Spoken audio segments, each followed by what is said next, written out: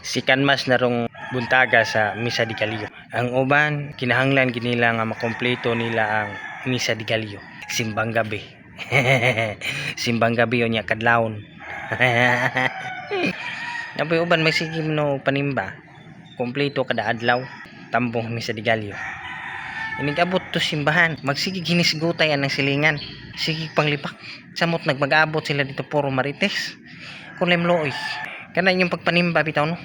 Murag. Di sad maayo po ning uban. Nasa uban nga maayo sad. Murag seryoso ilang pagsimba ba.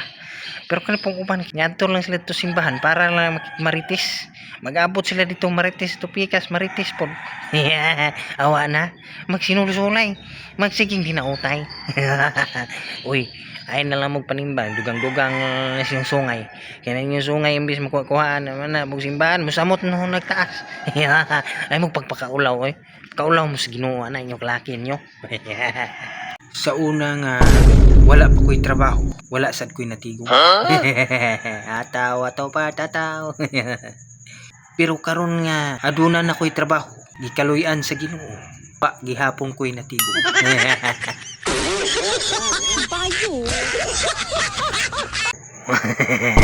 So padung nagyud nga matapos ang tuig 2024. So ang atong mga pangandoy sa atong kinabuhi sa tuig 2024 nga walay katumanan ato lang gihapong ipadayon sa sunod tuig basin sa tuig 2025 ang atong mga pangandoy sa tuig 2024. Dili lang gihapon nato makabuot.